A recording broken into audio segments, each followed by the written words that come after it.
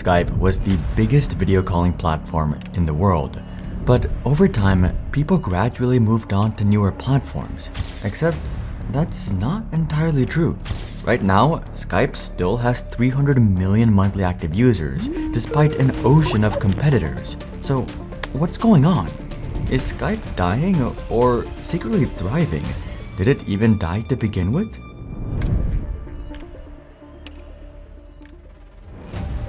Skype was the first of its kind, and naturally, its growth was unbelievable, even by tech company standards. Just 2 years after launching it, they had 50 million users, and just a single year later, that doubled to 100 million.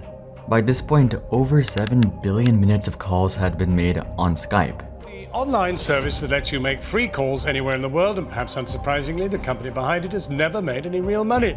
They were on top of the world with no one able to challenge them, which somewhat explains what came next. Over the years, Skype began making some strange decisions. For one, they introduced innovative features and then removed them soon after.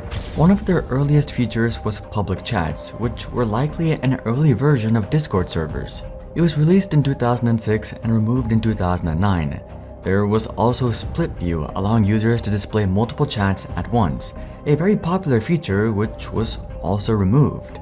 Though that's just the tip of the iceberg. Many useful features were scrapped, including the Skype Me status, Skype Prime, Skype Find, third-party integrations, and many more. Some were understandable, though some were undeniably loved by users. Microsoft justified these decisions saying, "We're always working hard to improve your Skype experience." Sometimes this means that we may discontinue certain Skype features or products when we feel they can no longer help you get the most from Skype. The Skype team maintained this strange trend despite the harsh backlash from users for many years. But that's not all. Skype was also quite unreliable and had frequent technical issues. In the early 2000s, this was understandable, but Skype was always a bit unreliable. In 2010, they had a global crash. Not just for a few minutes or hours, but days. They had a few of these too. Skype has had a history of strange technical issues. The worst part was that it appears that Skype didn't care. At this point, they were the biggest and had a monopoly. They could do whatever they wanted, but that was about to change.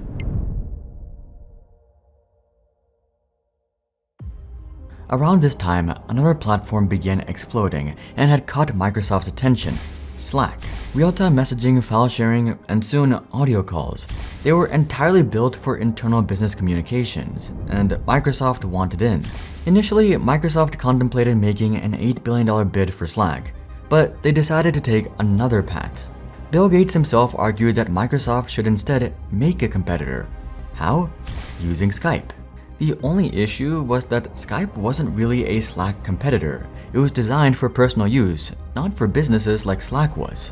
But they had just spent billions on buying Skype itself, so they wanted to get their money's worth. They would pivot the company towards business, and Skype would be bundled with Microsoft's Office 365 suite. Leaks soon confirmed this new version would be called Skype Teams, but eventually became Skype for Business.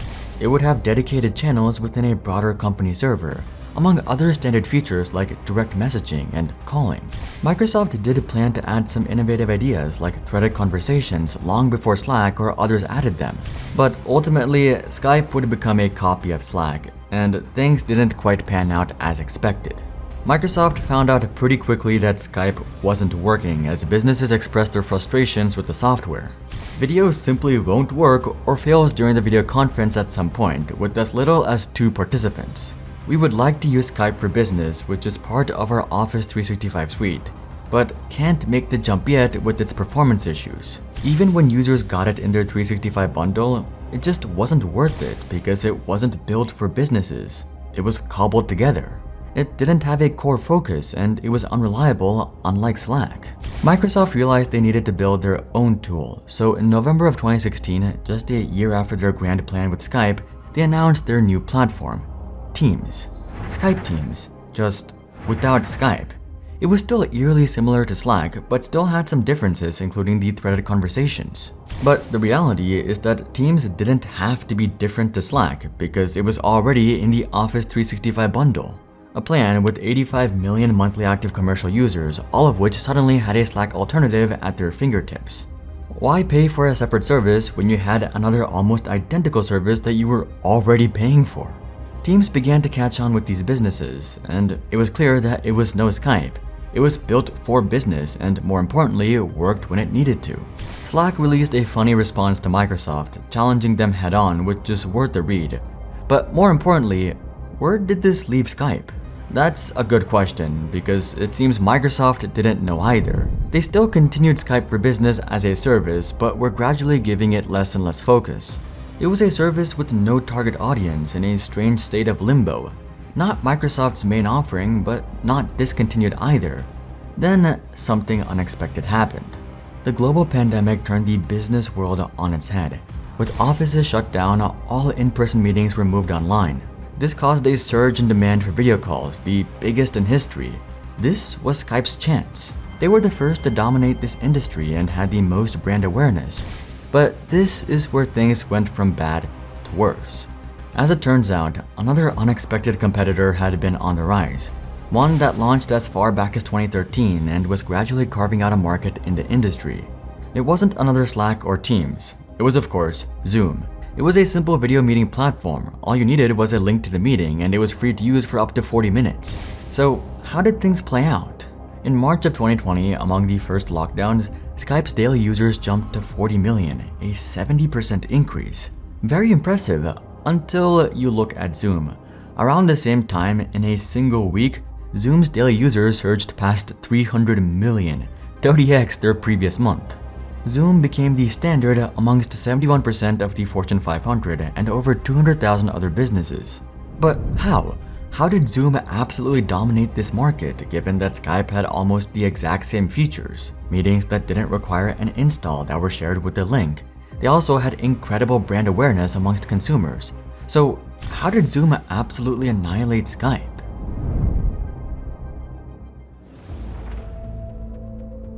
Hundreds of millions of people all suddenly had the same problem. They needed an easy-to-use meeting system and fast. And most importantly, it needed to be reliable. Skype had the solution buried somewhere in their list of features. Zoom, however, was the tailor-made solution. Their entire platform was built for this simple function. It worked more reliably for everyone: businesses, families, schools, and universities. Zoom was better than Skype at the one thing it needed to be. As of 2022, 83% of the people in the US knew about Skype, but only 23% of these users said they like Skype and only 14% said they use it daily. This is the problem. Almost everyone knows Skype, but most people don't like Skype. They don't trust it. Skype had in a way abused its position. It was at the top, but wasn't there because it was the best, but the first. It had some unwarranted features, removed valuable ones, changed focus, and most of all, never really had a core identity. This might have been okay in the past, but now the market was full of competitors. Not only that, high-quality competitors. Zoom is built for one purpose: video calls. They're incredible at the one thing they do. Discord is tailor-made for casual gaming communities. FaceTime is the best for iPhone video calls. Slack and Teams compete for business, but are designed from the ground up for exactly this purpose. It's hard to say exactly who Skype was built for, so they were no match for these titans. Their system has been messy and confusing. One user described their experience this way: "For some reason, even though I pay for a number, I still have to pay for each call. Wasn't this the point of a secondary number? I just feel like their offering is so convoluted and could be easily simplified." Combine this with all of the other features, like being unnecessarily resource intensive and the strange removal of beloved features. Skype was left without a target market, but recently that might be changing. In 2021, Microsoft finally decided that it was time to pull the plug on Skype for Business, encouraging businesses to move to Teams. They're pivoting Skype once again, but this time it might be in the right direction. So the question is, where? Well, back towards its original purpose: personal communication between family and friends.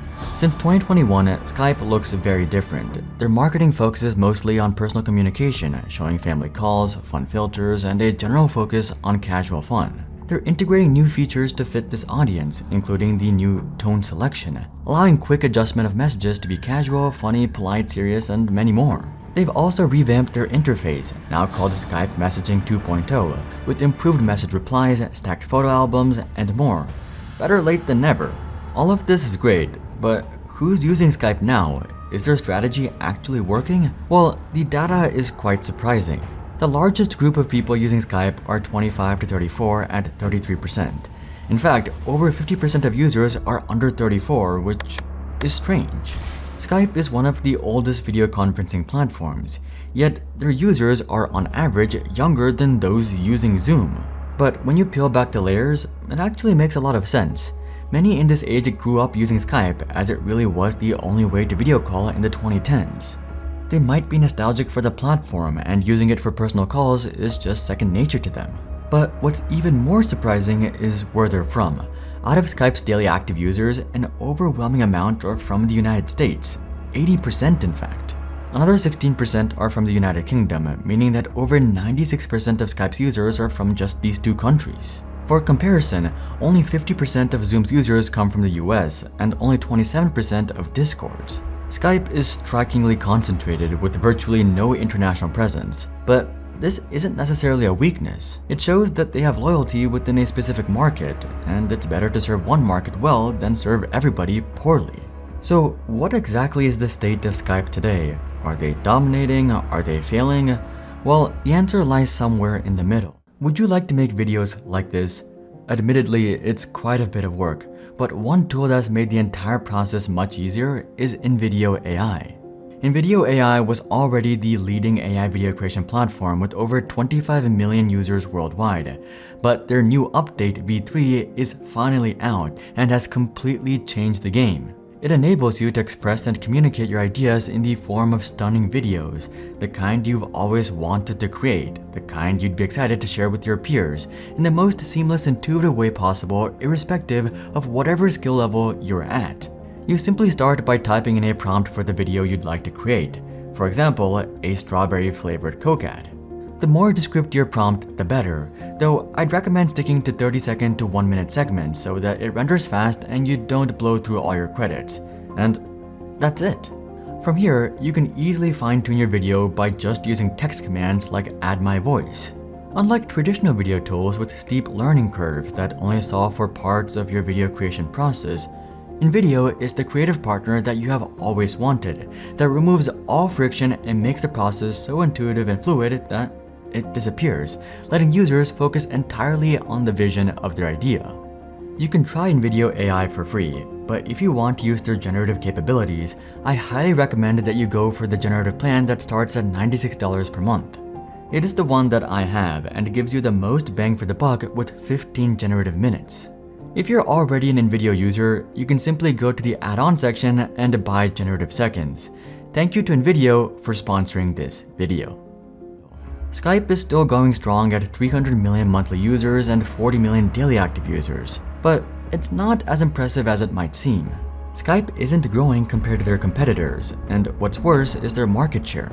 Before the pandemic, they had 32% of the market, but in 2024, they have as little as 8%. Zoom, for comparison, has claimed 60% of the market. Skype hasn't necessarily declined, but they missed out on the surge of growth their competitors had. They've stayed stagnant, but it's not really surprising. Skype was in trouble from the start. They were such a huge name, but this led to its downfall. eBay acquired Skype and wanted to integrate it, then Microsoft acquired them, but Microsoft soon went with Teams and left Skype out to dry. It seems like Skype is on the right path now, but it's still not perfect by any means.